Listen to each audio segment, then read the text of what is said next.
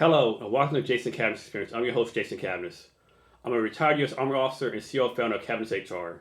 At CavnessHR, we provide affordable and tailored HR for small business with 49 and fewer people. We combine a platform that automates your HR while providing you a dedicated HR business partner for more complex HR challenges. Focus on your business, CavnessHR has your HR. Today's guest, Dr. Jamar Montgomery, started college at 11, became the Navy's youngest weapons system engineer, and had 3 degrees before turning 30. He's done it all. He's a true Renaissance man. Engineering, defense, law, education, and blockchain. Now known as a Web3 statesman, he's shaping the future of blockchain, AI, and public policy around the world. Dr. Montgomery, welcome to the Jason Cavness Experience. Oh man, great to be here, man. Thank you for having me. Yeah, so we're going to talk about a lot, but I want to start with like a current event, right? I'm intrigued by this NFL draft and the drop of Deion Sanders, right? Yeah. I mean, to me, it's like complete BS, right? Yeah. And I know some people say we might disagree on this. I know some people say it's because of racism. I think it's more of an anti-Sanders dynamic. Okay. What's your take on that? Anti-Sanders dynamic. Yeah. Let me understand. Like Deion Sanders, he's this flash. Oh, got you. This year, if they draft his son, he's going to come in and be there all the time. Got you. Back to when Deion Sanders played for the 49ers, Cowboys, this bigger-than-life personality. Yeah, absolutely. And the all these anonymous sources was a bunch of bullshit, right? Yeah. His ego's too big for his sound and all. It's like boggles my mind. You're having somebody come on a team versus the team being revolving around that particular person. And anytime that you have a situation like that, it's difficult, right? Because you as a team have a particular order that you want. And Deion Sanders, larger than life personality with coming from his dad, seeing what his dad has done, the influence that his dad has.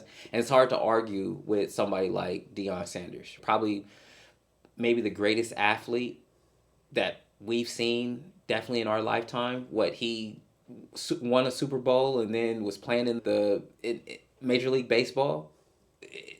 It's one of those things where as a confident young man, and especially add on the part about being black, that certain teams aren't necessarily going to like that. People aren't going to like that. People are going to have an issue with that because you're confident, because you believe in yourself, because you're unapologetic about advocating and marketing yourself. So I've been seeing the chatter about people saying, oh, we're trying to teach them a lesson and things like that. And I understand why they would do that. I don't agree with it, but it comes with the territory. Yeah, I've seen the term butt breaking used a lot recently. I've seen that term. It's hard to be broken as a buck when you're making millions of dollars. Yeah, not gonna break him. Yeah. You know what I mean? To maybe definitely break your confidence and break you down, but I wouldn't go as far as buck breaking. And then some people say we don't want him coming in because he's gonna bring all the cameras, all that stuff. And this guy named Rich Eisen on the NFL players, he like, I'm gonna push back. Doesn't the NFL do like Hard Knocks mid-season, cameras everywhere? He's like, even if he tried to bring cameras in, Mike Tomlin wouldn't allow that. Like another thing too, not to mean you cut off, but one thing against Shadurt, all of the quarterbacks, a lot of teams didn't need quarterbacks. New England didn't need one. The Rams, a lot of teams did not need one. Yeah. Once again, dude, when you're looking at people with that kind of experiences, okay, once again, they want it to be about the team. And then the team determines, their franchise player? Yeah. The team wants to be able to determine that, not this, I'm Deion Sanders, this is how I'm running things, and the show is all about me. Yeah. That you're now moving into a totally different organization. And to be honest, moving from college to professional football is like going from 0 to 1. It's a big step. Yeah. It's a big step, and you're going in there with this attitude. Not even going with the attitude. You were hot stuff in college, but now you're going with people who literally feed their families. And then down with the thing, he's too confident. Like, how can you be too confident? I've never heard that before. Just like people saying, your dad takes care of you too much. Shouldn't everyone want that problem? Their dad caring too much for him, right? Yeah. I don't get it. So another Browns. So in case you don't know, he got selected by the Browns. So now the Browns have Joe Flacco, 40 years old, Kirby Puckett, I don't know how he's in the NFL, Dylan Gabriel, who's a decent quarterback in college. My prediction is Deion Sanders will be starting quarterback of Cleveland Browns by game 12. Okay. That's my prediction. Okay. By game 12. Okay. Because he's gonna have that Tom Brady feel like they looked me over, they fucked me over, and he's gonna I'll show you everyone. Work ethic, right? And one good thing is he's gonna the spotlight coming, he's gonna prove the world how's it work like this, how's all this stuff is. And maybe he doesn't need to take a look at stuff. Maybe I do come across as brash or like uncaring. So lessons to be learned, maybe. Once again, when you're in college, right? And once again, if you got it like that, more power to you. But not everybody's had that same road. And so now you're going up against people who might have a chip on their shoulder. And then him coming in with a chip on the shoulder because of his dad and all of that. It's going to come down to work ethic. It's going to come down to, you might be talented, but do you really have the work ethic to be in here with folks that literally had to fight to be here? And not to say that he didn't have to also fight to be there, but it's not only fighting to be there, but fight to stay there as well. Yeah. So we move on. You actually have your mentee here in the room today. I know he's here. He just graduated from Southern University, looking for a job. Can you give like a brief overview on him, or how you helping him out, or what he's trying to accomplish? It's not just looking for a job. It's more so of looking for the right opportunities, right? Because oftentimes what we'll do is we'll put our best and brightest and immediately try to get them a job. So it's business opportunities and also employment opportunities. And the reason why I say that is because being able to understand what it's like to be an employee and some of the challenges that employees have, and then when you're the one running the show, being able to have that appreciation for what it takes to be an employee and also what it takes in order to be a leader. But yeah, I'm very proud of my mentee, Elijah J.D. Priestley, who just graduated from Southern University with a dual degree in math and physics. He is the youngest dual degree graduate of Southern University, the youngest dual degree graduate in Louisiana's history. And I also want to say a little something about Southern University. It is a doggone shame. I was getting ready to cuss, right? I'm learning. You can cuss if you want to. I'm trying to clean up my own language for my own self. Okay. I have learned that cursing is not becoming of kings. So it is a doggone shame what Southern University. I remember you posted about this. Yep. To think that no job prospects or even internships were set up for him before he even graduated. Think about that. They don't even have the foresight within their own selves. Hey, we put him on the forefront. Oh, also let's set him up so that, hey, this is our crown jewel of Southern University. Bad leadership. Put the spotlight on him. Bad leadership. This is what Southern University, this is the type of people Southern University produces. Bad decisions, bad leadership decisions, all of that. And the administration is no stranger to me. They're no stranger to me. I've been raising hell since I got to the university. So let's touch on HBCUs, right? Yep. HBCUs, can you give a brief history why they got started and how they got started? HBCUs, historically black college and universities, originally started out as schools they originally started off as teaching schools. They were not necessarily designed for they were designed for higher education, but not higher education in the sense of we're going to create black professionals. It was originally for agricultural and mechanical, right? So teaching colleges for you to become a teacher and for you to become in the agricultural industry. You will find something about, what's the name of it? There was a book that a colleague of mine gave me that really ran down the history of HBCUs, because oftentimes we hear about, HBCUs were created to educate black students, and really HBCUs were also created to be the places of education of bastard children of slave masters. I did not know that. There's a book. It's not the half that was never told. There's another book. It talks about. Oh my goodness! I wish I had it. I'm gonna hit my colleague up about that. But it blew my mind because I thought that HBCUs were there to educate black folks, and in a sense they were, but it was to educate you in a specific area and to keep you as a permanent underclass in one perspective. And as America started needing more talent because there weren't enough white folks going to college and things like that, it's, let's make sure that our HBCUs also have these other degree programs. So HBCUs are a great institution, but many of our HBCUs are failing our children. So why do you think, it seems like there's always been a stereotype of the word HBCUs, like they're underfunded, the people, the admin at the top kind of don't really do their job that well, they tear criminal us out. Why do you think that is? I think it's a number of factors. The administration can make people in higher administration at the HBCUs will make $300,000, $400,000, $500,000, right? And there's nothing wrong with that, but you have to remember that the product is the students, right? And you can't screw over your students. Any student that's gone to an HBCU has had trouble with financial aid. Any student, right? If it's anything that an HBCU will do is will prepare you for when life screws you over. So when you come out of that HBCU, you are very prepared for all the twists and turns that life will give you because you experience so much of that in your HBCU, right? The challenge with HBCUs, is we have created opportunity for everybody, which isn't a bad thing, but you can't cater to everybody and also expect excellence. There's a reason why Harvard is Harvard. And it's because they accept the best. Then they also get the best to train their students. That isn't to say that students who have a lot of potential, right, aren't at HBCUs, because there's plenty of students with potential.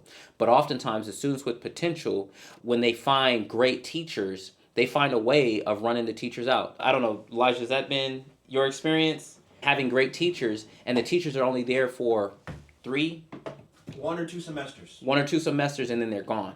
Because all what they have to do with the administration, whatever politics that they have to deal with, and it's now the students lose out. The students lose out. So HBCUs have to get their finances in order. And I will tell you one HBCU that I've been very impressed with, Morgan State University. That's in Maryland, right? That's in Maryland or Delaware. Delaware, those, okay. Yeah, but the DMV area. When I went to Morgan State to see what they're doing on their campus, to see how they've expanded, especially like their business school, right? Now, I will say this. Shout out to Southern University College of Business. Southern University College of Business doing amazing things. But that's just one college within the greater university, right? I'm a graduate of not only the Southern University Law Center, but also the Southern University College of Business. Moving back to what I said about Morgan State, I was invited to speak at a conference, a blockchain conference at Morgan State. And just to see how they've expanded, how their leadership really has made the difference in the success of that university. Now, moving back to Southern University, right, we have Chancellor John K. Pierre, who was at one point in time the chancellor of Southern University Law Center. That's not to say that Chancellor John K. Pierre isn't a good chancellor, but he's coming into a system already needed a lot of cleaning of house. And if it's anything that I've known in Louisiana, they do not like disruption. They like to keep the status quo to their own detriment. And an example is what they've done with my mentee. When I was at that graduation, it just made me. I was steaming because I watched them give honor and respect to a student that had died maybe like a week before. Granted, I understand that, but you give more honor and respect to the dead than you give to the living. Yeah. So let me ask you this, right? I'm phrasing this correctly, right? Is there still a place for HBCUs? The reason I ask, you're a young black person, you're at HBCUs, you little bubble, other black people around you. Does that really set you up to deal with the real world where you might be placed where you might be the only black person in the room? I'm going to rephrase it. It prepares you for life's challenges, right? And mind you, even though you go to an HBCU and you're around black people, you're still in this, that's a microcosm that you're in because you still have to interact with the external world. I will say that HBCUs prepare you for life's twists and turns, and also it instills into you a greater work ethic. It really instills into you a greater work ethic. Does it prepare you for what your experiences may be does it prepare you for being in a corporate environment?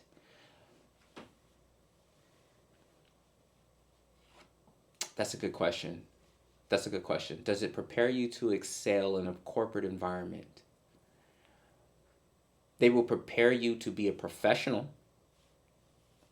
Will they prepare you to excel? I think that's up to you as an individual, but they will prepare you to be a professional. And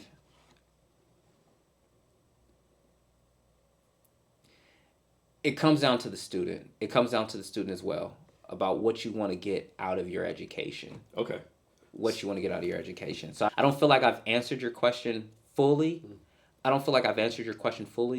think that as a Black person existing in America, you already are used to being in places where you're probably the only Black person there. So it feels good to be in an environment where there's a lot of people who look like you. The one thing I will say is at an HBCU, recognizing that the people that are inside there are not your competition. That's literally your network. And so I think that's the part. So many people get that wrong, right? Yeah. Some people get that wrong. Yeah. Yeah, I think that, and then I saw that at the Law Center, is that, at Southern University Law Center, is that so many of the Black students thought that we were our competition, and you're not.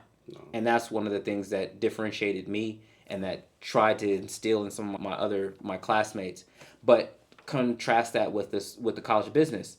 Everybody was in there trying to work together. So it was just a different understanding. Yeah. A different understanding. And I would just encourage all the students there to recognize that when you're at these HBCUs, that is probably the last time that you'll ever be in an environment like that. So really cherish it. So next, talk about the process of going to college so long and getting your degree so young, right? Like, when did they figure out like you were like borderline genius, right? Man, Jamar's kind of freaking smart, right? We need to push this guy. My parents, they identified that when I was younger, and so they always were pushing me, always exposing me to different experiences and things of life, from traveling internationally, traveling around the state, traveling around the country, and then traveling internationally. Those things were important, right? Because now I have exposure, so my mind I see that there's something much bigger than what is directly in front of my face, right?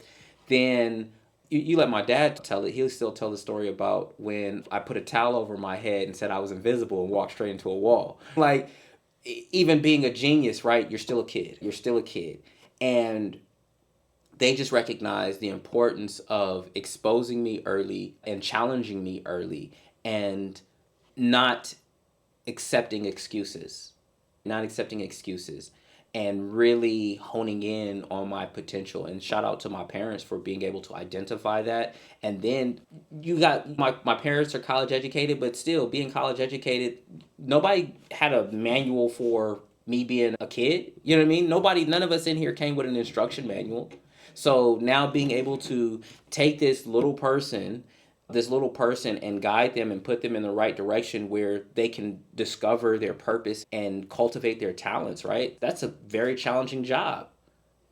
Yeah, of course, the question is, like, how many people out there were not blessed with parents like you? How many parents there could have been Dr. Jamar Montgomery? So either the parents have GEDs, or they're in a bad environment, or they're like, oh, you're a dumb kid. Not knowing they might be dumb in this area, but actually genius something else. Absolutely. Right? And that's the challenge, right? And then on top of that, it requires for you as a parent to push your kids out into these different environments, and environments where you may not think that they're capable, that you might be unsure, that you might have reservations, but your kid actually comes out and thrives, but you won't know until you actually put them out there. So this has always been one of my pet peeves, right? When you have a parent, right, and get jealous of a kid, like, a kid's smarter than you. That's a blessing, right? You should take this blessing, not be mad or jealous of a kid, and you try to hold a kid back. I never understood that thinking from a lot of people. The thing is that everybody is you. What I mean is that everybody is just a reflection of things that you like about yourself or don't like about yourself, right? And what happened, me and my mentee were just having this conversation last night. Yeah. About, like, as a mentor and a mentee, right? Let's say I was jealous of him. I'm giving him life lessons that I had to pay for with blood, sweat, and tears. And now I'm looking at him like, well, I had to pay the price. I had to pay the price. You had to pay the price too. Right? That's jealousy. Yeah. But so what it is, instead of, I'm thinking about myself instead of thinking about him and what's best for him. And that's what happens with some parents, is that we also have to remember that these are people. These are flawed individuals. These are individuals who may or may not have healed their own traumas, right? Who may or may not forgiven themselves for bad decisions that they've made, may or may not forgiven themselves, release whatever shame that they have from whatever decisions. And that's challenging, right? And it shows the importance of really being aware of yourself and tapping in with yourself to really become the best person that you can be. Or maybe they're like, I was raised this way, I turned out okay, I'll do the same to my kid. Or even worse, my parents did this to me, so I'm doing the opposite. Maybe that's the right way to raise a kid. Maybe it is, right? And you have to think about those things. And then the problem is when we take that particular stance, and don't have empathy towards our parents. Yeah, that's a good point. Right? Because it's like maybe what they did was the right thing, how they went about it was the wrong way. Yeah. Like, for instance, I remember my mom, I was in a calculus or algebra class, and my mom was talking to me crazy. I'm dumb, you know what I mean? Oh, you think you're smart, blah, blah, blah. And I was like, when I got older, I didn't appreciate it. Like, I was crying and all that stuff. I told my mom, I said, I was 11 learning algebra. Yeah. Right? So it's like, yeah, you felt good in that moment, but let's also remember, yes, it's good that you're pushing me, right? You could have did it in a different way. But maybe you didn't have the tools to be able to do it that particular way. You're a frustrated parent. You just got done working. Now you got to help me with homework.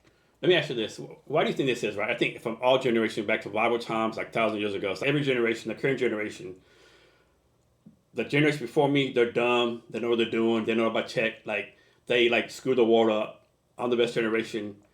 The generation after me, they're lazy as fuck. They're, like, not doing things. They're entitled. Why do you think this repeats itself over and over again?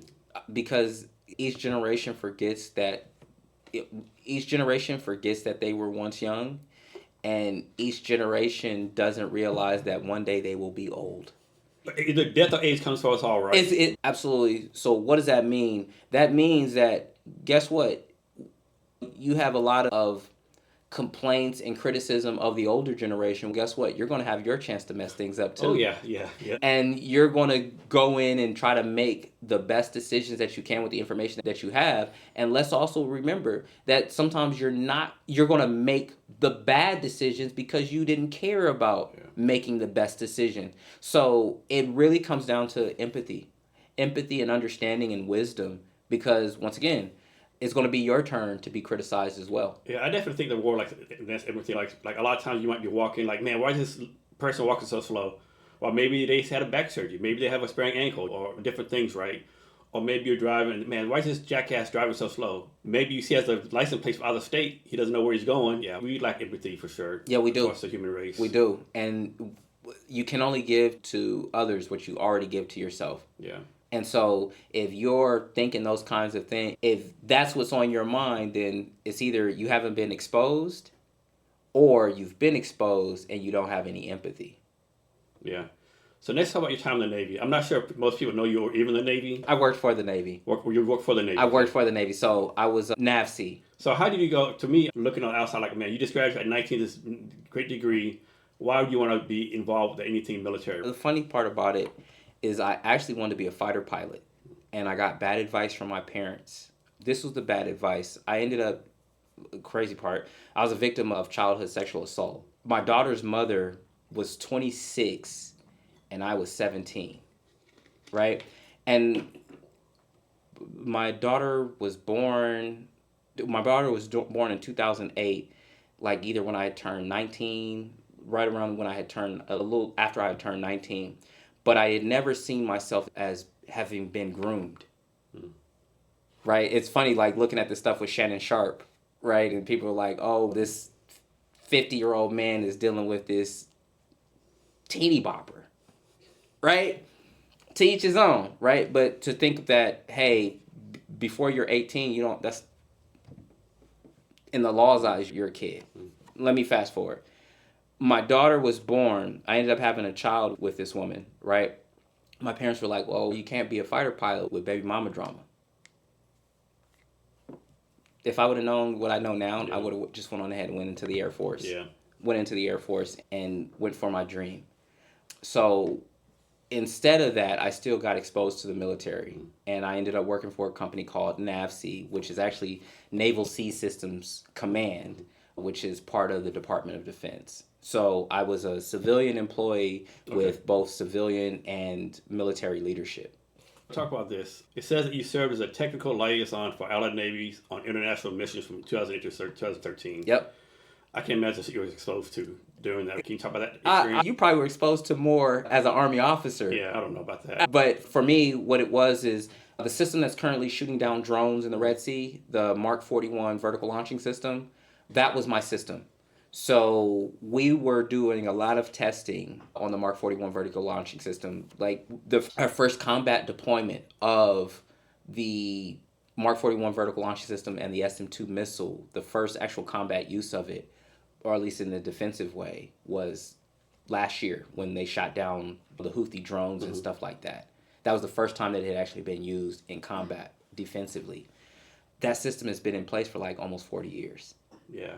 That's what I like. People don't realize like the tech we have is not like AI started yesterday, it's here now. Like all this tech has been around for a while, and regardless of tech. And before it was known as AI, it was known as machine learning. And before it was known as machine learning, it was known as algorithmic. It's following a particular algorithm to be able to get to that. And to think that there's more power in our cell phones than what put us on the moon. Yeah, I say that all the time. It's just mind-boggling. You know what I mean? And to think that the stuff that is shooting down missiles out of the sky, shooting down other missiles outside the sky, in the sky, ballistic missiles, is technology and computers that are 20 and 30 years old. Yeah, it's just amazing. Yeah, it is. It is. So I did that for about 5 years. And do you still have a top secret clearance, or that's over with? I don't have that clearance. Okay. I don't have that clearance. Okay. When I left for law school, your clearance only lasts either 5 or 10 years after you leave. But yeah. So next question. Why would you punish yourself and get a law degree and master's in business? Or you're just that driven? Oh, man. That's actually a great question. I actually went to law school because I was tired of paying lawyers for trying to be able to see my daughter. Like custody battles and all that stuff, like the amount of money that I was spending and time that I was spending and not really understanding the process. So my own court situation with child custody was what actually inspired me to go to law school. And I also had a mentor at the time who taught me the importance and also the power of the law. His name was John R. Hatcher III, who was the president of the Ventura County NAACP for 28 years at that time. And he took me underneath his wing and taught me actually literally how to write, letter writing, and how to advocate and diplomacy, all those things. There's actually a post office named after him in Oxnard, California. So he encouraged me about going to law school while I was an engineer. And how long were you a public defender?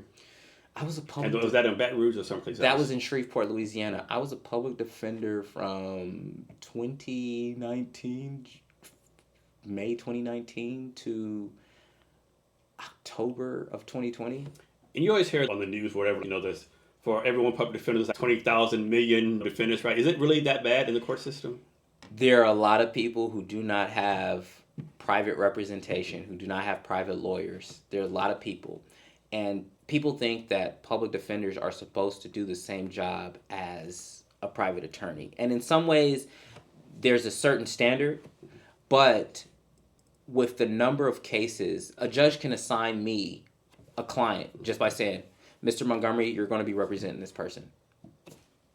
And just like that, regardless of my caseload. So at any given day, at any given point, each week, I might pick up 10 more clients. And I'm trying to get through each case. And think about it in this perspective. I had to check some of my clients at first because they would tell me, oh, you're supposed to be doing this, you're supposed to be doing that, and blah, blah, blah. And I said, wait, hold on. Did I arrest you? No. Okay. Did I put these charges? Did I put any of these charges on you? No. Was I the one that was out at late at night that got picked up by the police? No. I said, I'm the only person that's in your corner right now that's trying to help you. Yes, I understand that you feel that I should be doing all these things, right? But I wasn't the one who got you in any of this trouble, and I'm the only person that's trying to get you out of this trouble. And is there a reason, since there's such a discrepancy between public defenders, how many they handle, is that reason there's so many plea deals? You're trying to get good deals for your clients. Yeah, there's a lot of plea deals, and everybody's take it to trial. Everybody's taking it to trial. There is no way that you'd be able to take all of these cases to trial and be able to adequately prepare for each client. So what you're usually trying to do is you're trying to get good deals for your client. And one of the things that I recognized early on that allowed me to get good deals for my client was that I was not belligerent. I will say I was ruthless when I first started. And I put it like this. You would much rather make a deal with me than go to trial with me. And the reason why I did that was because, all right, we'll be here all day. I'll make you prove every single last element. So if you knew that I was willing to fight out the gate, then it was like, he's going to fight me on this. So let me give him, they used to say it. I found out about this. They said at the Shreveport District Attorney's office, they said, "Oh, you got Jamar today?" Because it was like I was going in there, but if I knew that you're going to give my client a good deal, let's talk. So how do you do this? I'm pretty sure all your clients were like, "Hey, I'm really innocent," but like, how are you able to tell? Okay, this guy's not innocent. Let me make a deal. Versus, okay, no, this guy actually didn't do it. Maybe I do need to take this guy to trial because I don't want to have an innocent person go to jail for even 2 years. The thing is I was dealing with kids. So I was a juvenile public defender. Okay. And oftentimes the thing is you have to tell your client, there's a moment where you have to build trust and rapport with your client of, look, I'm the only person that's here trying to help you, and I have an obligation to keep what we have in confidence. So the one person you don't want to lie to is your lawyer. Did you do it? They're saying that you did this. They're saying that you opened up this person's card or you went into this person's card. Did you do that? Because that's going to change the way you defend them. Not even how I'm going to defend it. It's going to help me understand what needs to be proven. Just because you did this particular act doesn't mean that you're guilty of a particular crime. Okay, I got it. Yeah. So you may have did this particular thing, but now it's about they're trying to charge you with this crime. Can they actually prove those things? So let me find out. Let's have a conversation so I can understand what actually went on, and then that lets me know on what kind of deal, or is this something that really needs to be taken to trial. So there was like a high-profile case in the news, wherever it may be. A lot of people say, "Oh, justice is not being served," or whatever. But from my point of view, and correct me if I'm wrong, our system is not based on justice, it's based on an adversarial system. It's an adversarial system. And most people don't understand and that. It's an adversarial system that is not necessarily based on justice. It is an adversarial system that is based upon law and procedure. And that's when you have a first-year public defender is going to get destroyed by a 16-county prosecuting team, and vice versa. You got somebody rich can afford like 10 super lawyers going against those prosecutors. It's always unfair and unbalanced. You're trying to give yourself as an unfair advantage as possible. Mm-hmm. Trying to give yourself as much advantage as you can as possible. The law does not have a good track record for giving your rights back after you've released them. Yeah. Another thing too, I don't think people understand the I call it the sausage of making law, the sausage of the court system. It's not like Matlock or Suits or LA Law. It's nothing like that. It's like dirty, nasty, like gross. In an orderly fashion. Yeah. In an orderly fashion. It doesn't move fast. They will screw you. They will screw you from here to Kingdom Come. And if you don't know what your actual rights are, man, you're gonna be in a world of hurt. A world of hurt. And that's one of the things that inspired me about going to law school is because, bruh, there's no way. There's no way. And I have to hire a lawyer in order just to protect my rights. Mm-hmm. It gives you a totally different perspective on what the law is there for. And especially when I wasn't protected by the law, when I was a victim, that puts a whole nother perspective to think that you're dealing with the child custody and child support system. And it's like, I'm being held accountable. My attacker, the abuser, isn't held accountable. Yeah, it's craziness. And then you also spent some time as a civil rights advocate for the NAACP. Yes, I did. Is that still, I might get snapped as correct, but is that still a viable organization? Are they still doing the good things like they did in the past? It depends chapter by chapter. Okay. It depends. So it's more of a chapter-based organization?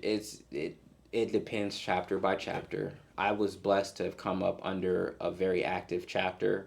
Like, waking up 2:00 in the morning because we were getting calls, and we're going out to a police call to stand as observers, right? That's the kind of pedigree that I come from. That's the kind of chapter that I was under, of meeting with the police chief, of meeting with the district attorney on behalf of folks, of advocating for folks with the EEOC and helping them with discrimination complaints. That's where I came up.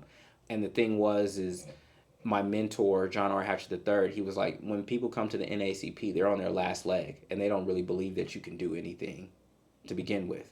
But folks say, have you gone into the NAACP, at least in Oxnard, Ventura County? And a lot of good work was done, and I was happy to be a part of that. Change the subject. Tell us how you take care of yourself. Ooh, take care of myself in which way?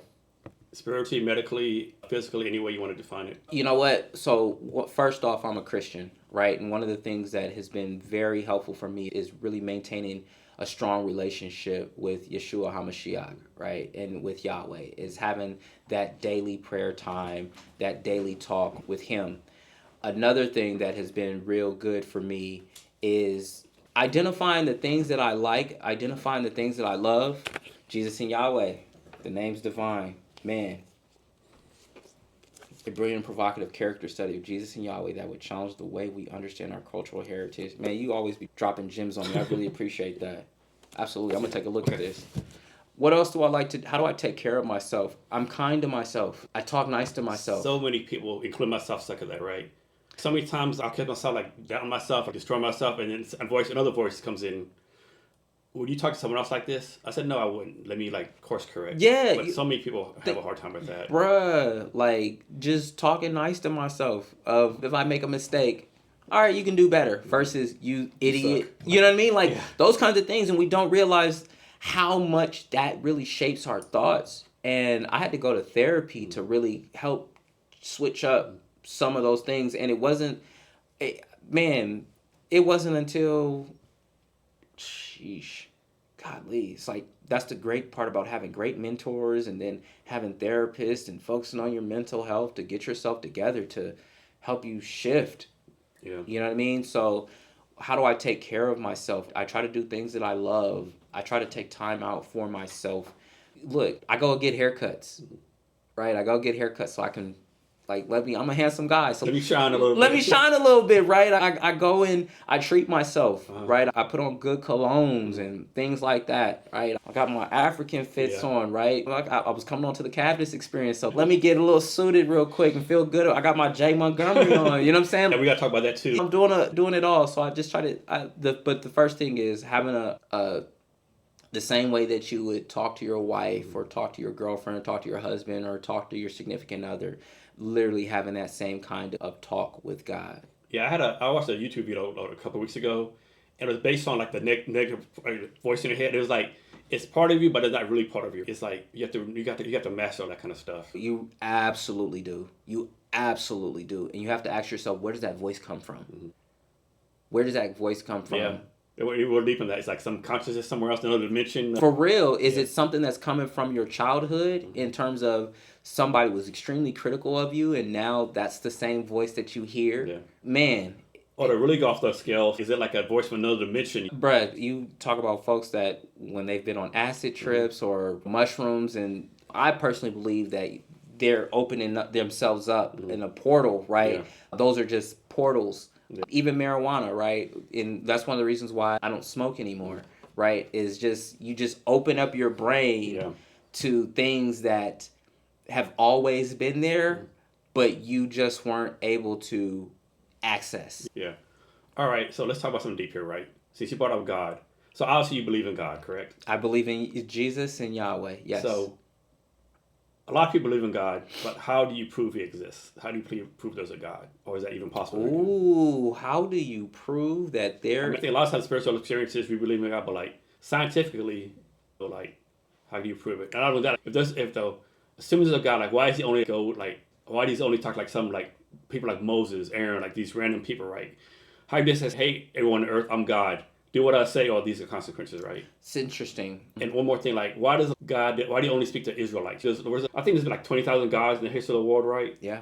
Yeah. So I think people believe, but there's doubts, right? If that makes any sense. Jesus said, "I am the way, the truth, and the life. No man gets to the Father but by me."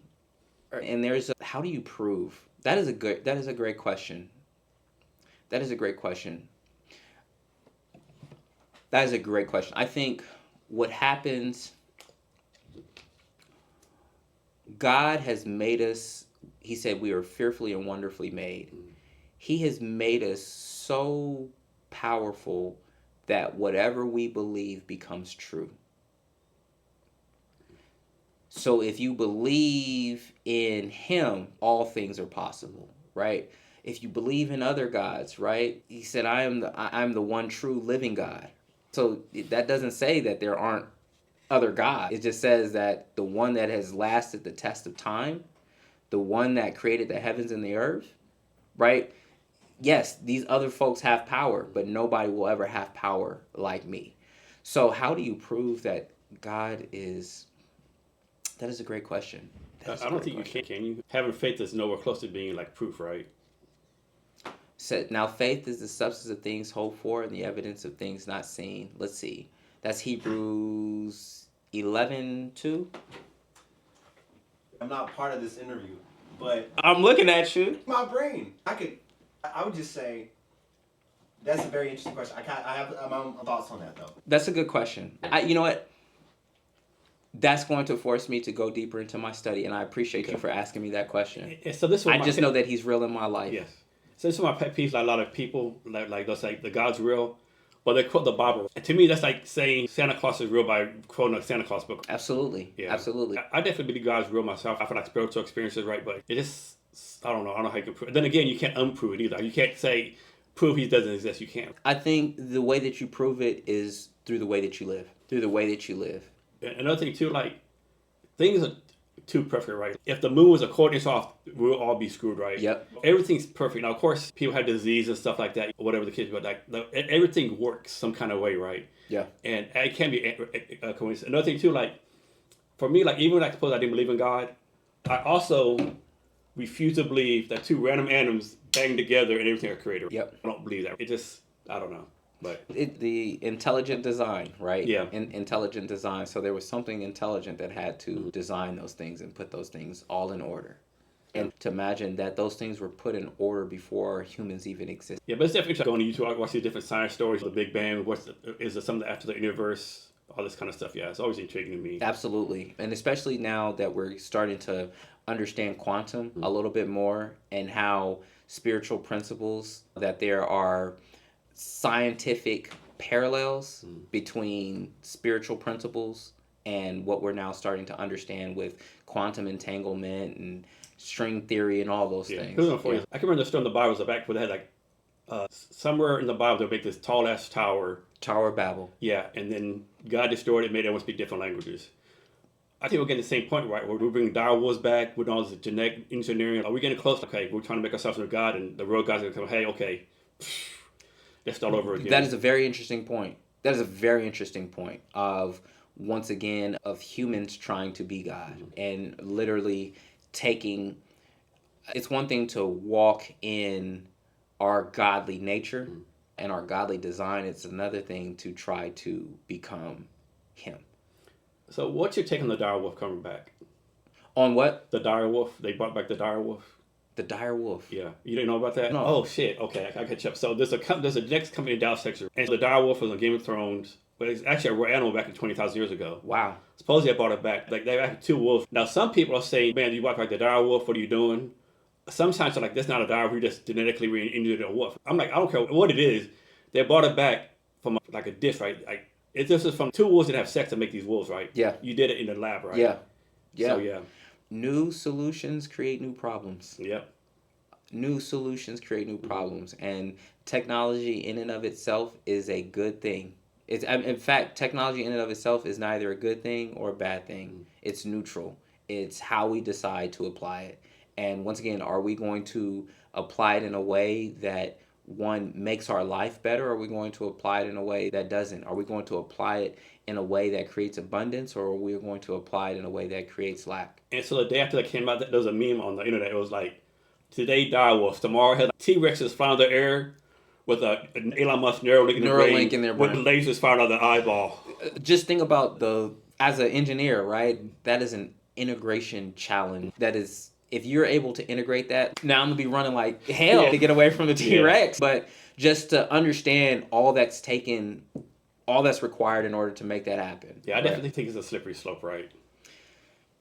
Like you bring back direwolves, do you next you bring back your granddaddy that you loved, or which brings up a good question about our understanding of consciousness and the spirit, right? So just because you're able to reanimate a body, right? What is the connection? Really understanding that connection between the body and the spirit, and also the mind kind of / soul, right? So those kinds of things have always been interesting to me, especially now that we have AI, which isn't necessarily thinking, it's just it's just doing probability. Have you heard of the show called You're a Million? No. So basically, it's like stuff like a long way in the future, right? Like tech stuff. And one of the episodes was like, it was following this family and the daughter died, right? And the mother like, no, I want to bring her back. And the father like, no, it's not the real daughter, it's a clone, blah, blah, blah. Yeah. And the mother, I don't care. I want my daughter back. I don't care if it's not my daughter for real. I want that back. Wow. So that kind of conversation probably take place in the future, I think. Absolutely. Absolutely. Think about being able to download somebody's consciousness and then creating that as a chatbot. Whoa. That's not crazy. Like, yeah, you know what I mean? Think about that. Think about that. Being able to... they're doing experimentation with biocomputers now of taking neurons and being able to have that operate as computers. That's a whole nother level to things. But as an engineer and a technologist, it's exciting. As a man of God, I'm looking at it like... I don't know if we should do it. Yeah, you guys are playing with some stuff that you don't really understand, because it's not just the physical part of things. It's also because the Bible says don't deal with black magic, witchcraft, the same thing. When you're now talking about necromancy and dealing with dead spirits and things like that, let the dead be with the dead. Yeah. Yeah. So what excites you about tech? Oh man, just all the opportunity. That's what's exciting me about tech, to tell you the truth. Like, it's every day that you turn on the news, it's something new. It reminds me of blockchain. Like 2007, especially, let's say 2016, 2017, 2018, just every day is something new. And with technology, in the last few years, it's been blockchain, AI, and now quantum. It's just, I love seeing everything that's coming out. Everything that's coming out. Next, what scares you about tech? People. Technology doesn't scare me. People do. Yeah. Technology does not scare me. And I gave a speech on that, of the human element of AI, but you really broaden it out as the human element of technology. Is that I'm not afraid of... Why am I afraid of an atomic bomb? I'm afraid of who's going to use the atomic bomb. That finger who pushes right? the button. Exactly. That's what I'm afraid of, because that's what I'm afraid of. The technology is the technology. Who decides how it gets used and who it gets used upon that's all a human decision. Let's move to crypto. First, like, I have to answer this right. Like, why is it like every time I get someone like reaches out to me on LinkedIn or whatever, they're like, hey, it's a cute little sexy Asian girl. Hey, let's go to WhatsApp, and there's instantly a crypto scam, right? Absolutely. Either WhatsApp or Telegram. There's always Absolutely. It's always a crypto scam. Come on now. I might look dumb, but come on now. Absolutely. I'm jealous of their marketing. I'm jealous of their a lot marketing. of people fall there. A lot of people, because they are like beautiful women. Absolutely. But what is it playing on? It's playing on two things, right? Men's lust and also people's desire for success or to prevent poverty. You can't beat it. I can have a sexy lady and get rich. Hey, I can't turn that down. I got a sexy lady reaching out to me and I'm not even rich yet. Imagine how many are going to reach out to me after I'm rich. Yeah. Yeah, man. So talk about what you do with the Black Crypto Club. Oh, Black Crypto Club. Shout out to Dr. Boyce Watkins. The Black Crypto Club is part of Dr. Boyce Watkins' Black Business School, and I was one of the lead instructors for the Black Crypto Club back in 2021, 2022. Yeah, man. Just part of my efforts of helping to educate people about crypto and get more people into blockchain and crypto. And so give us a quick Dummies 101, like crypto and blockchain. Crypto is part of blockchain, or blockchain is part of crypto? Is like all one big ecosystem? Or... That's a great question. So blockchain is the foundation technology for crypto. You would not have cryptocurrency if you did not have. And Bitcoin's including all this too. Absolutely. Right? Okay. Bitcoin is a type of cryptocurrency that is based upon blockchain. So think of blockchain as a giant Google sheet that records every transaction that happens. It records every transaction that happened, who it was sent from and who it was sent to, and it cannot be changed. Or let's even think about it even better. You ever written on a whiteboard with permanent marker? Think about that. Think about a whiteboard that everybody can see, everybody has access to, but it's logging every transaction in permanent marker so it cannot be changed. And so now you're utilizing that as a ledger, as an accounting ledger for moving value or moving these crypto tokens from one person to another. And it's like any other thing of what we would consider money, we give those things value. What's the chance it's ever being hacked? With quantum technology, there is a much higher chance of it being hacked now that quantum technology is coming online. The challenge is that nation states are now having access to quantum technology. And so if Bitcoin or Ethereum was ever hacked, and quiet is kept within the cryptological community, is that the algorithms, the encryption that supports cryptocurrencies and blockchain has already been hacked. Okay. But there are only a few players who have that capability.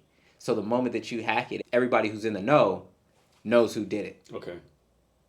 And the thing about blockchain and cryptocurrency is that it touches everybody's national currencies. And in some ways, it's being integrated into everyone's either financial system, definitely their financial systems, and now it's being introduced into the monetary systems as well. Do you think it ever replace it like the monetary system? I think that, not that it will replace it, because countries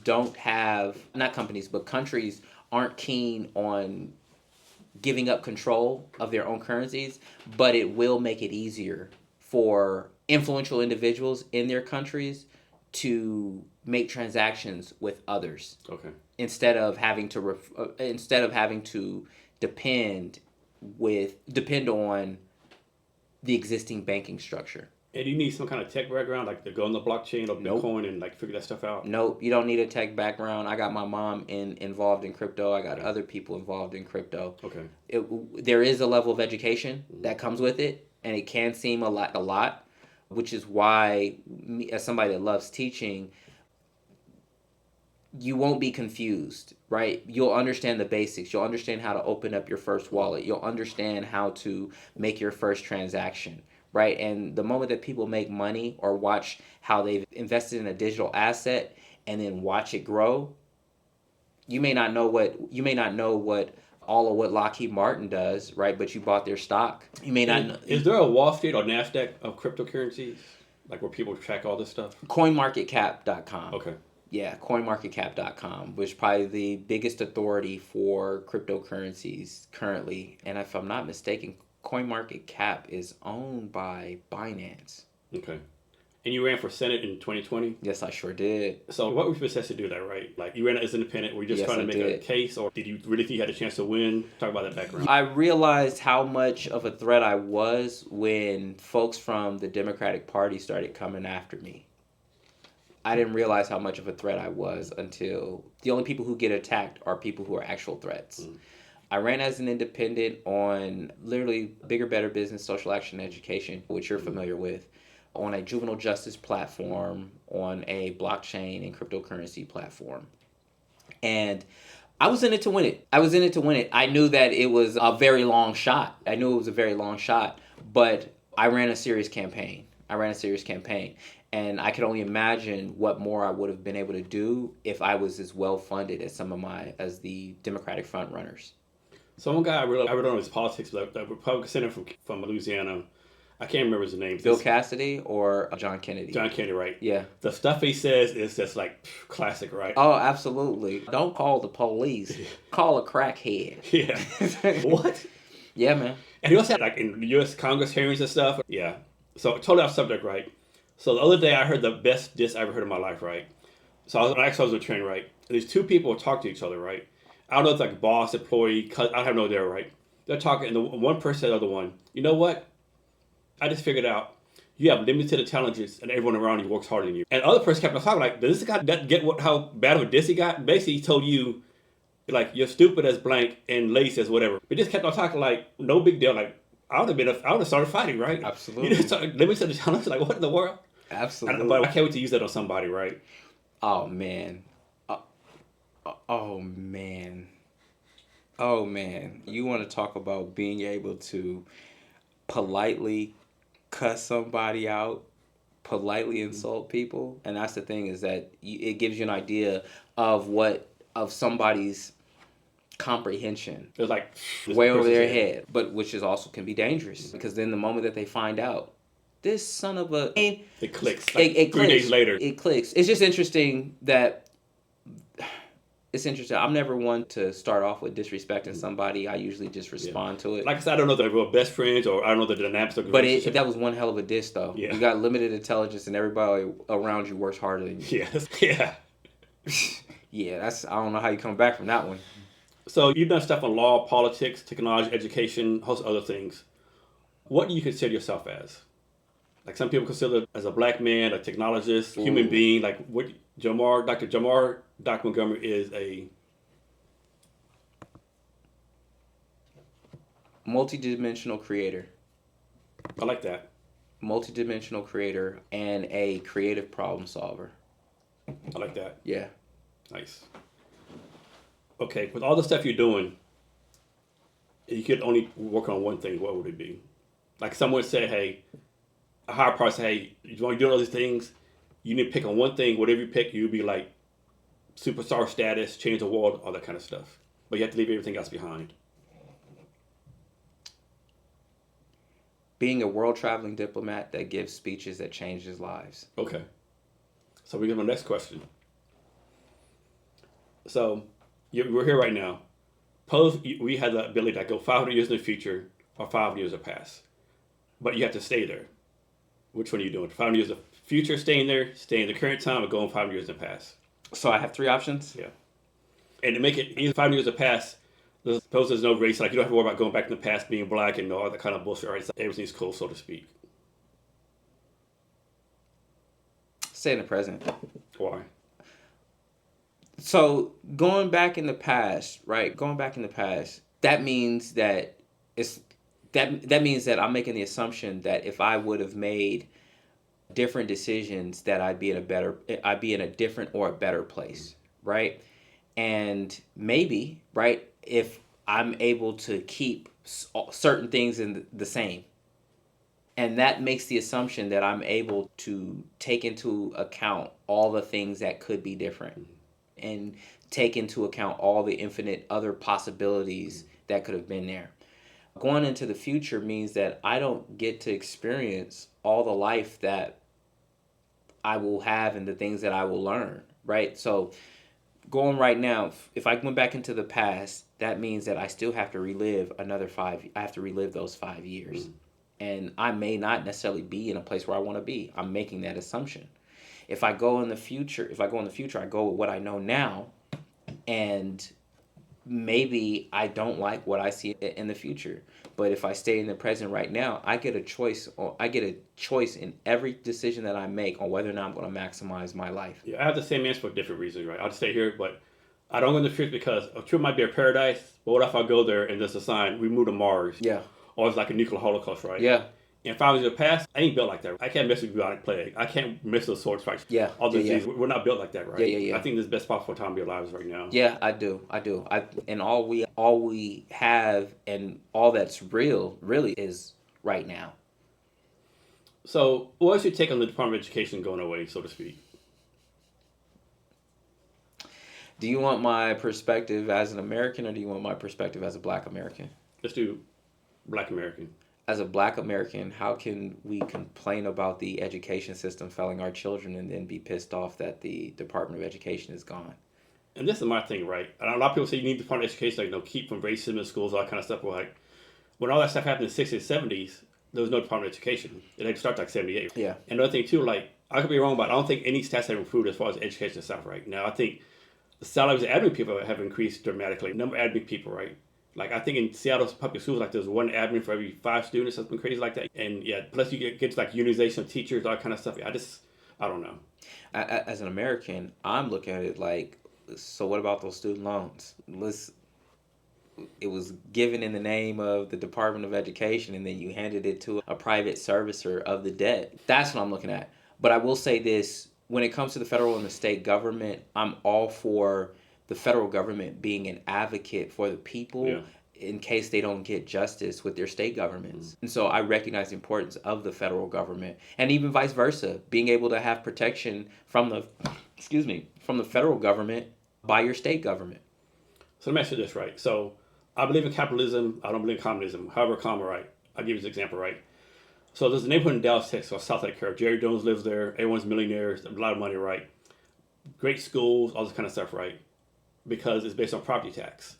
And then you have an area in South Dallas, like Oak Cliff, like one parent home, pretty much everyone's on welfare. There's no way it can be balanced, right? Now I'm not saying just be like people from South Coast will give money to South Oak Cliff, Carol, but it has to be something to fix that, right? It has to be, I don't know, like a statewide sales tax. It's like this seems inherently unfair. Texas is an interesting place because of how they handle their taxes, and the school districts are independently funded versus a state like California where it's a central pot of money and it gets dispersed. And so there's the level of standards and things like that. I will say this, that the whole capitalism, communism, all those things, right? Are we talking about capitalism? Because if you want to be honest about it, we live from a governmental system, we live in a republic that is based upon a capitalist democracy. And then take it even another part, it seems like it's dog-eat-dog capitalism at the bottom and crony socialism at the top.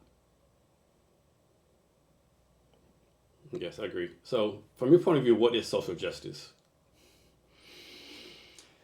Social justice. That is man, you asked some of the best doggone questions, man. I'm glad that I came on. Social justice. What is social justice?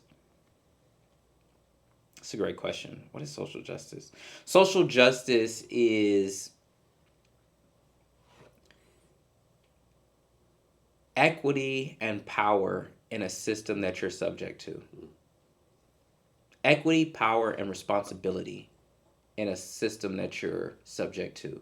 Equity, meaning that you have a level of ownership in it, right? You have a level of say in it. You have a level of also responsibility in it, right? If you don't like the way that your system is, then you have to do something about it.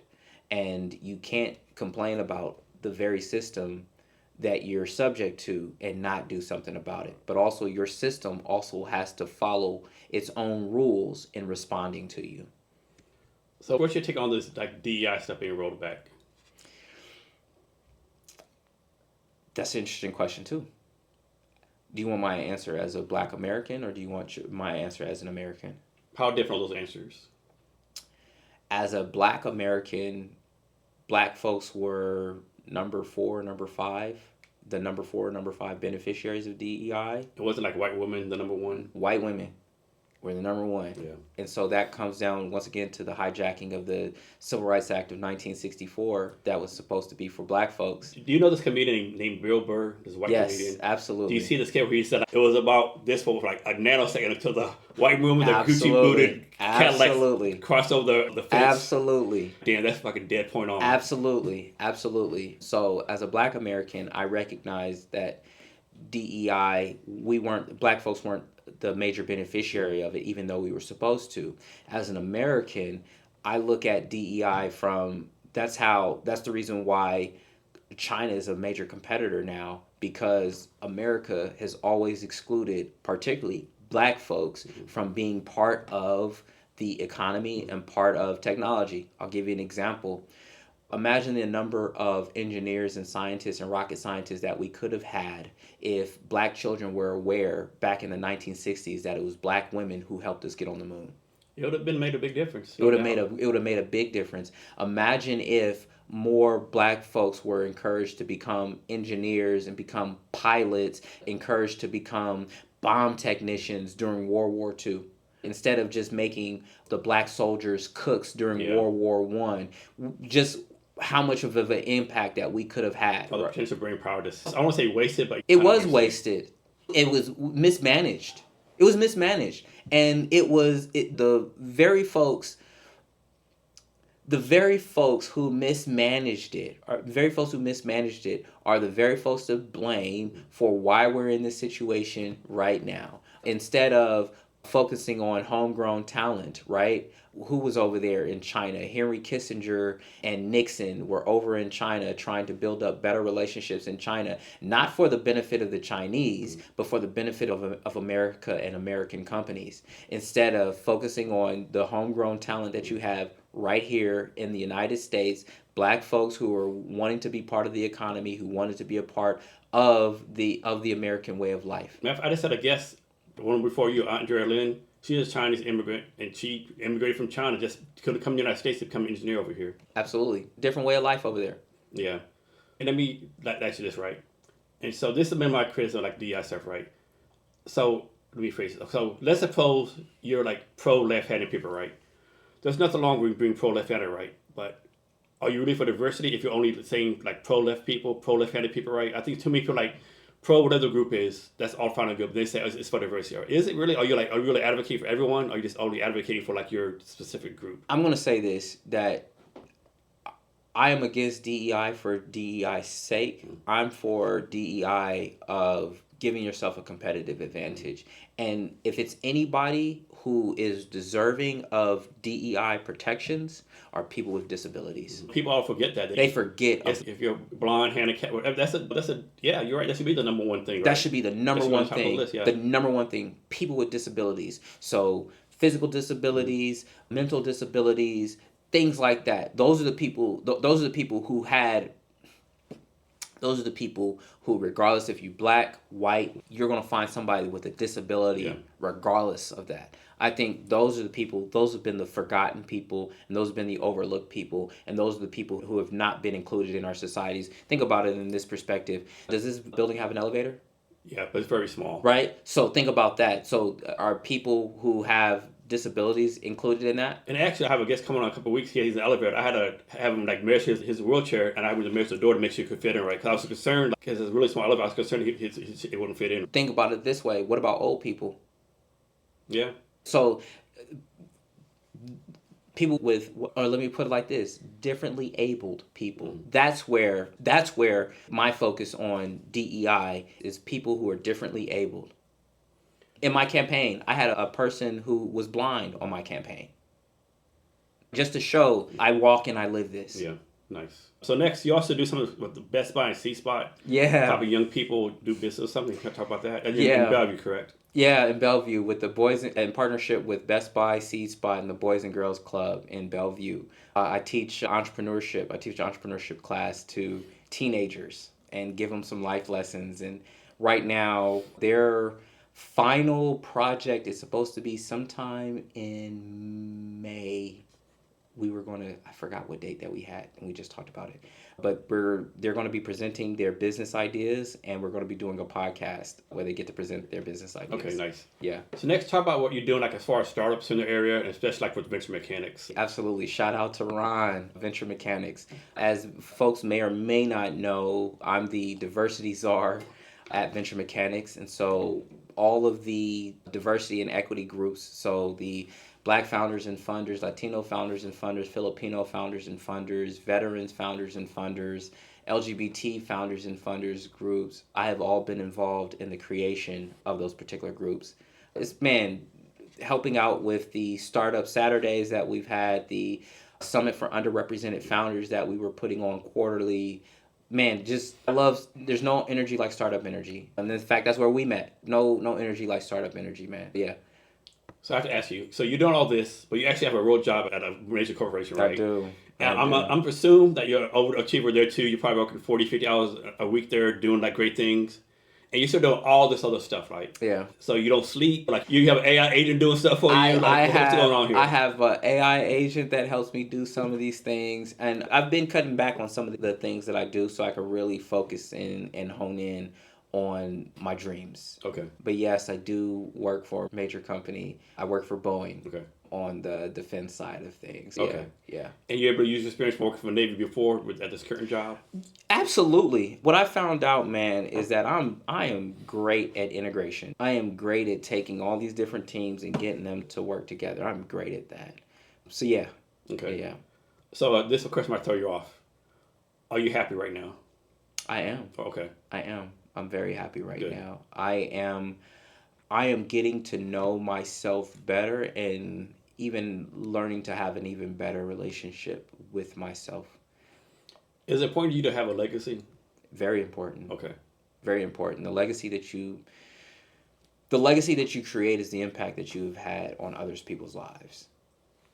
Okay. Next question. You have two options. Suppose you're 20 years old right now. Okay. Option one, you live a normal life. You get sick and all. You work some jobs. Yeah. You live like 80 years old. You live completely average life. 2 generations after you die, no one knows who you are, but regular life, whatever. You're not poor enough to just regular middle class life. Yeah. Next option, everything you touch turns to gold, right? You cure cancer, like you're successful. You're a combination of Elon Musk, Albert Einstein. Everything works perfectly. You never get sick. You're up 24/7. You never get tired, right? When you die, everyone will know you for the rest of the time, but you die at 50. Which one do you pick? I'm picking whichever one where the Lord says, "Well done, my good and faithful servant." Okay. Wait, not to answer the question. That's the one that I'm choosing. Okay. That's the one that I'm choosing. And my pride and my ego wants me to say everything I turn touches the gold, right? Touch the gold, and people know me. The other part of it is the one where I'm 80 and nobody, who doesn't remember me? You're 80 in some nursing home, Who doesn't remember me? Yeah. Does my family remember me? Do I have an impact with my family and those that I love the most and that care the most about me? So you're the first person to answer that like that way. Amazingly, 95% of people say they'd rather live to 80 than be 50, which I always thought was interesting. I thought most people pick 50. You're trying to. What did Reverend Ike say? I want my heaven now. Yeah. Yeah. Cool. All right. I'm gonna have you help me with something real fast, right? Go ahead. Have you deep dive. So to get to it, I'm hosting this tech event for Seattle Tech Week, right? Yes. What do you think I should do? What I'm thinking about doing right now is have a showcase where 10 startups come, have 10 tables, the 10 startups demo the product, MVP, whatever it case should be, and afterwards do some kind of keynote or panel. I'm gonna say this. Okay. So watch this. This is how you know you're dealing with somebody that's smart, right? So they get free consulting by bringing you on their podcast, right? So that you can get the ideas. Just note that. I want to point that out. What kind of impact do you want to have? I want to have a big impact, right? And of course, part of it, through my process, having the 10 startups come on, if I have an application process, 100 startups should apply to be in the showcase. Cool. So then I can market CavnessHR to these startups, have them come to the podcast, that kind of stuff. Okay. And of course, it's a brand new, hosted by CavnessHR. I'm trying to do sponsorship, all that kind of stuff. Absolutely. And the tagline is going to be, you remember that show called America's Got Talent? Yes. I want to be Seattle's Got Talent. It's going to be like the tagline. I'm with that. Yeah. I like that. Like, should you open up all tech, like a niche tech? I think you should open it up to all tech. Mm-hmm. I think you should open it all to all tech, but you should open up to tech that has unique HR challenges. Mm-hmm. Yeah. And really speak to the specific challenges that those companies might have or companies in specific industries might have. Here it goes. This is the freebie that I'm throwing out is you're often dealing with neurodivergent people in the tech scene. Right, so what are the challenges that neurodivergent people have with dealing with HR or dealing with company leadership in general? Mm-hmm. And how is it that you can speak to those particular things I like that. From a startup perspective and also from a person, I'm not saying that you're neurodivergent, but that would attract people who are neurodivergent to, oh man, Okay. That's actually something I should implement. Nice. Thanks. Yeah. Hopefully you can be involved some kind of way too. Absolutely. You just let me know, man. Just give me a call. Yeah, I'm getting booked. So yeah, I know you're important person to do a lot of good things. So what do you think the future holds for you? What does the future hold for me? The hardship, excellence, abundance, and love. That's what the future holds for me. And how do you deal when stuff doesn't go your way? Curse, yell, scream, pray. Go and pray. I don't curse and scream and yell at other folks, but I'll take it up with God. Okay. I've had a lot of things not go my way. Like I wanted to be a fighter pilot. I dealt with that. That was rough. That was a lifelong dream. To watch that not materialize, right? And so now it forces me to rethink not that dream, but how I go about that dream of becoming a pilot, which I have some exciting things in the works. But when things don't go my way, I take a step back. I feel whatever emotion that I feel whatever I feel. But my focus is then on what's going to get me to where I want to be. And where do you want to be? In a place that I'm okay with. Okay. In a place that I'm okay with. That's a good point. Like so many people don't accept who they are, don't accept where they're at. How can people do a better job? Like, you know what? I'm doing pretty good right now. Like I'm not. Oh man, that's an attitude of gratefulness. That's an attitude of gratitude. And it's once you recognize, if you remember what you didn't have and how you felt when you didn't have, and then you get to a place where you do have, you tend to appreciate those things. And so I remember how unhappy I was when I focused on the things that I didn't have, and then to be blinded to be in a situation where things got worse, and I started thinking about the things that I lost, and I'm pissed off with myself because it's like I didn't even appreciate what I had. So it's really the art of letting go. Really the art of letting go. Yeah, I may not be where I want to be, but I can change things. So going back to Elijah, what's a lesson you want him to learn from you? Oh man. What's a lesson that I want Elijah to learn from me? I want, damn man, you asked me a great question. Me and him were just having this conversation last night. We, like, all the things that you've been talking about were things that we were talking about last night. I want Elijah to learn to give himself space to be human, even when other people don't. Yeah. I want him to learn that he's valuable and important because he's alive, not because of what he can do for other people or what other people might get out of him about what he's able to provide for himself. I want him to learn from me that there's no obstacle he can't overcome. I want him to learn from me that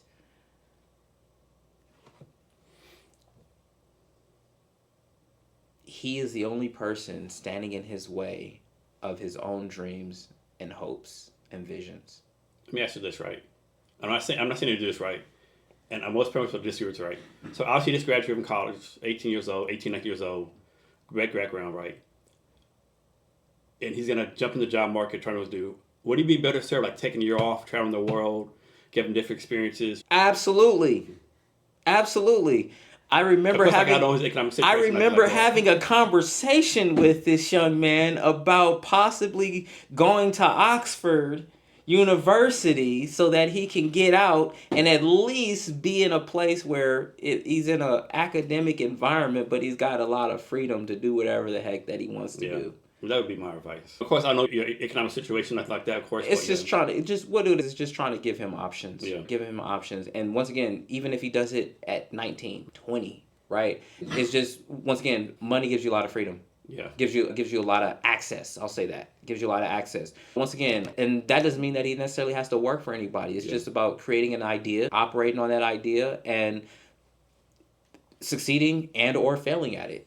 and then moving on to the next thing, but really opening himself up to all the different experiences. And so part of this is just giving him exposure of, yo, you were in Louisiana all your life. Let's get you living in a different place and experiencing something different. And he came at the best time because, in my opinion, Seattle summers are unmatched. Oh yeah, there is. Yeah. Rest of years, maybe not so much. Yeah. Oh man. Summertime, it's nice. The sun's out. It's 75, 80. There's so many tech events going on and people to network with. Can't beat it. Just being able to give him exposure. And so it's, I thought I wanted to do this, but give him the freedom and the latitude to go pursue that. Oh, I really don't like that. Yeah. Go do something else. Exactly. Go do it all. Because this now really is the time to experiment with it all. Yeah. So another thing people might not know about you, you actually post a lot of content on TikTok.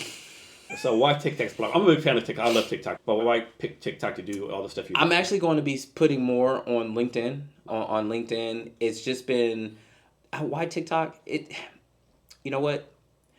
I used to go on TikTok live a lot. I'm getting back to doing that. It's just a challenge. But I like TikTok because I feel that TikTok has the best recommendation engine out of all the social media services. And now really focusing on monetizing my content. That's been the main focus. But it's really been more about trying to be consistent, about posting, because like I said, I'm a multidimensional creator. So giving myself the space to create and have mediums on putting it out. Because the same content that I put on TikTok, I also put on YouTube, and then I also put on Instagram. But I really wanted to be focusing more on LinkedIn to really boost up the credibility of my professional voice. Yeah, I post everywhere, but I get the biggest engagement on LinkedIn, YouTube, and TikTok. Yep. Yeah, like X and Instagram, I'll be able to get anything on those places, right? Same here. Yeah, LinkedIn, TikTok, and YouTube, and kind of Instagram, but yeah. So you got any like big projects you're working on next couple of months you want to talk about? No, not at the moment. Build my watches. Let's talk about the watches. I build my watches. I have J. Montgomery watches. So this is my rose gold one. I'm actually working on a couple exciting things right now, that's involving blockchain and watches and some other things and AI. But they're not ready to talk about yet. But I started building watches because I was tired of not seeing the color combinations and the Rolexes. And how do you make the watch? You have a factory in the States? You make I make them by hand. If you have a J. Montgomery on, it's because you got it directly from me. As a matter of fact, my mentee for his graduation present. Before he graduated, I gave that to you before he graduated. He should have been already graduated, but that was a failure by Southern University. But yeah. So you make each one by yourself? By hand. So how long? It has to take like 10 years, 20 months? No. I can't imagine you making it in one day. The good part is I utilize already built movements, but I use quality movements. I use quality Japanese and Swiss movements for my watches. And then it'll take me a couple hours, but then I'm making sure I'm also like doing my quality control checks on the watches. You ever see it like put in a factory somewhere and make like mess? Not necessarily. I've thought about it. For me, it was more of a passion thing. And when you get a watch from me, it's a personal connection. You're now, if you have a J. Montgomery on, you are now part of my network. And you're one of the guys. Yeah, hero, so to speak. Absolutely. What do you think needs to be changed by the legal system here? Oh, man, it's a cartel. I can't disagree with that. It's a cartel. What do I think that it needs to be changed? I think more people need to understand and learn the law and learn their rights, at least how to exercise their rights, because the only rights that you have are the ones that you exercise. What needs to be changed about the legal profession? The crookedness that's in some of the bar associations. I can't speak to any other bar associations, but the Louisiana Bar Association, goodness gracious, man, you piss off the wrong person, and the next thing you know, you got the bar association on your behind. So, go back to when you're 15, right? Yeah. Give your 15-year-old advice. What should they learn? Like me, if I could be 15, I would tell myself, learn to public speak, do sales, coding or AI, and physics. I go back to when I was 15. Leave them older women alone. Leave them alone. Leave them alone. It's not good for you. It's not good for you. I would say Get to know yourself. Get to know yourself better. Go live life. Go live life fully. Go live life fully. 15. I was already in college. No, I forgot about it. So maybe you didn't backtrack years, like maybe 10 years old then. 10 years old. Would I listen? That's the question. Right? That's the question. I would go back and say it, but would I listen? That's the big thing. Yeah. I would say,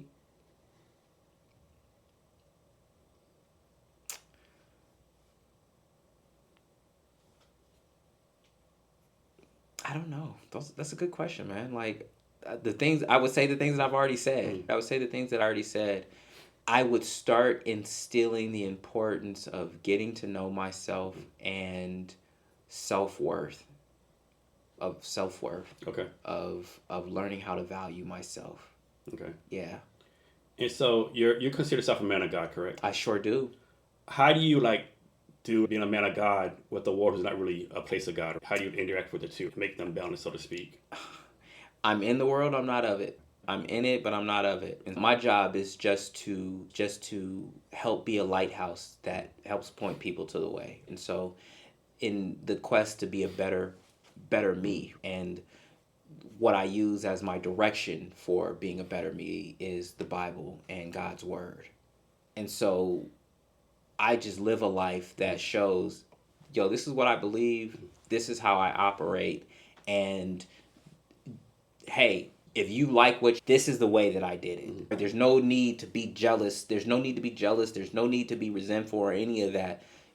You could have all this and more by having a relationship with him. So my job is just to be an advocate and a diplomat for the kingdom of God. Okay. And so, your job at Boeing, right? Yeah. I'm presuming you're not making minimum wage. I'm guessing you make the pretty decent range, right? But with all the stuff you have going on, would you be better served of quitting Boeing and focusing energies on all the other stuff you're doing that might potentially make you way more money than working at Boeing? Or is Boeing kind of your security blanket, lets you do everything else? I was at a point in my time where I loved airplanes. I love airplanes, right? And there's some benefits to being at Boeing. And there's benefits to being at Boeing. And it's part of my strategic plan, right? And you asked a very great question. We'll see what the future holds. But I'm utilizing everything that's around me and in my immediate environment to put forth what I want to do. And there may very well be a time in which I'm taking my talents to South Beach. How do you do your schedule? I'm presuming you're not a wing type of person, just on wing shit. But you have calendar you use? How do you keep track of everything, prioritize stuff? I use a calendar. What I have a challenge, what gets me in trouble is mission creep. And because I'm so curious about things, I love learning. I could be in 1,000 different directions. So what I've been doing is I've literally been using ChatGPT, saying, hey, these are the things that I'm working on right now, but this is what I'm trying to accomplish, blah, blah, blah. What are some of the things I should really prioritize, right? Because now I've also been reading this book called The Big Leap, and it talks about operating in your zone of genius. And for a lot of this time of my life, I've been operating in my zone of competency and in my zone of excellence, but not feeling fulfilled because I haven't been operating in my zone of genius. So that's what I've been doing, is working through whatever mental blockages I've been having that prevent me from operating in my zone of genius. You make a good point. I think a lot of people that have the stuff they're good at and stuff that they suck at, right? Yep. It's for the longest time people say, hey, work on what you suck at and make it better. Yep. To me, you should be working on what you're good at to make it even better. Absolutely. Learning to delegate and getting to that point, I don't have anybody. That means that there's some skills that you need to learn as far as influencing people so that you can delegate, right? So it seems like that you got to learn this one thing, and then there's 2 other skills that you have to learn to make that happen as well. But I'm now focusing more on the things that I am good at and delegating away the things that I'm not good at. It's been a challenge. One thing that I think you're good at is I think you're an accomplished public speaker, right? Yes. But of course, I'm sure you didn't wake up one day and be a great speaker, right? How do you learn the skill to be a public speaker, accomplished public speaker, and how can people become better public speakers? Oh, man, that's a great question. So I got my start doing speech competitions, and there was this lady or teacher, her name was Jean Miller. And Jean Miller used to talk like this. And she made sure that she enunciated every word and spoke utilizing her diaphragm. And we used to think that Miss Miller was weird until when we got into the speech competitions and we blew everybody out the park. So I recognized the importance of public speaking then, and I participated in plays, and I also did concerts and things like that. So it was a gift that I had that I started continually developing. And then people would tell me, man, you're very eloquent. I love hearing you speak. I'm like, I'm just speaking. But I started really listening to that and honing in on that. And then I would get opportunities to speak, and I'd focus. And how do people become a better speaker? By being a bad speaker and allowing yourself to take the feedback of others. Is everybody going to be a great public speaker? No, but everybody is capable of giving a great public speech. Yeah, I like that. We all can't be a Barack Obama or Bill Clinton, right? Absolutely. Everybody can tell one great story, and being able to tell a great story. One of the things that I learned was about communicating why, then how, then what, and being able to touch on the emotional parts of what people, it's because it's not about you, it's about what people want to hear. Yeah. And one thing people don't get about public speaking is, like, that's why you get booked to speak about crypto in front of 100 people, right? They don't know who you are, really, but they're going to presume that if you're picked to speak about crypto, you know what you're talking about, right?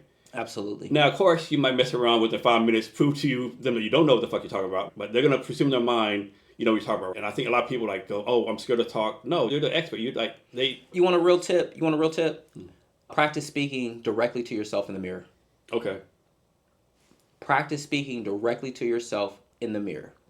Then, as you get comfortable talking directly to yourself in the mirror, record yourself when you speak. Okay.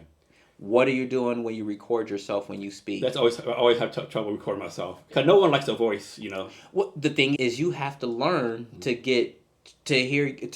you have to learn and get comfortable with hearing your own voice. Because the reason why you don't like your voice because you've told yourself something about your voice. Yeah. So once again, that self-talk that you have. Yeah. The next thing that you're going to do after you've talked to yourself, you're going to record yourself. After you recorded yourself, let's say you're in a situation where you have to speak, right? Get up and speak. Okay. Don't speak sitting. I've heard that before. Get up when you speak. If I don't care if it's just two people in the room. People might look at you crazy. Why are you speaking? Why are you getting up when you speak? Because I want to be better at this. Yeah. I know they said if you're doing like cold calling or sales, always stand up. Like never do it sitting down. Always stand up. Have a smile on your face when you say it. My mentee says something to me about, like, you could be telling people something crazy and you say it with a smile on your face. Yeah, because it's always, I can call you a complete idiot. Yeah. But, I can tell you, hey, you have limited intelligence. Yeah, you have limited intelligence. I was telling my mentee about some of the things about when you're interacting with people, and I said, you know how like you'll be somewhere and you see somebody that you know, but they're speaking to somebody? I walk up to the person I know and I say, you know what? Or the person that I don't know, hey, I meant to interrupt. I didn't mean to be rude. Mm-hmm. Yeah. I like that, yeah.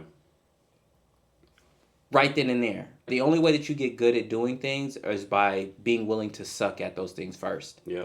So if people want practical tips on being a better public speaker, is talk to yourself in the mirror so that you can think about what it is that you want to say, because oftentimes we're worried about rambling. Mm-hmm. Record yourself so that you can literally watch and hear yourself when you say something and you click out, because that'll let you know when other people will click out. Yeah. Then the next thing that you're going to do is stand up when you speak. Then when you find yourself, you've built up to the point where you might be talking to a crowd, look at their foreheads. Don't necessarily look directly in their eyes. I've heard that, yeah. Plus, I think you got to know your weakness. So, for example, me, like, I think I'm an average public speaker, but like with me, a lot of people don't know this, but I didn't speak until I was 5 years old. I had a really bad start until I was 9. Wow. And like, I always had to slow down, right? Because my mind, like how my brain works, I'm trying to say everything in my brain right before I forget it, right? So I'm like, blah, blah, blah, blah, blah. So I have to like make an effort, okay, before I start this, like talk slow. Another thing that's weird about me, like I can talk in front of people, I have no problem, but I can't rehearse anybody, right? If I say, hey, Jamar, I'm doing this big speech tomorrow for an investor pitch, I'm going to practice. You say, hey, practice for me. I couldn't do it. I get anxiety. I said, no way. You'd have to kill me. But put me in front of 100 people, I'm good. Got you. Why do you think that is? I don't know. Maybe self-criticism from people who are close to me in the past. I don't know. You should dig into that. Yeah. You should dig into that because you'll find that there's a breakthrough on the other side. Yeah, exactly. Is there anything else I didn't ask you yet? Anything else you want to talk about? Shoot. What you think, Elijah? I'm not sure. I've just been enjoying the conversation. Okay. I don't know, man. I don't know. This has been a great. Cool. This has been probably one of the most enjoyable podcasts that I've been on, man. Thanks. Everyone says that when they come to the podcast. Yeah. That's one thing I'm really proud of. Of course, you want downloads and views, but I'm more proud of people saying they had a great time. I thought I was a good podcaster, man. You're great, dog. Thanks. Can you say your social media so people can reach out to you? Absolutely. So I am Jamar Doc Montgomery on LinkedIn. JAMAR DOC, last name Montgomery, MONTGOMERY. I am Dr. Jamar Montgomery, DRJAMAR Montgomery, on IG, on TikTok, on YouTube, and I am www.drjamarmontgomery.com. Dr. Montgomery, thank you for your time today. I really appreciate it. Oh, man. Jason, I appreciate you for having me on, man. This has been incredible. To our listeners, thank you for your time. If you found value in today's conversation, that's another weakness I have too, right? I have no short-term memory, right? Like the stuff I'm reading now, I'm not sure I memorize, but my short-term memory is like beyond horrible. It's all good. If you found value in today's conversation, do me a favor and follow, subscribe wherever you listen or watch, and share this episode with someone who might benefit. You can also learn more about Cavness HR if you're a small business aiming to make HR simpler. Thanks for your time today, and remember to be great every day.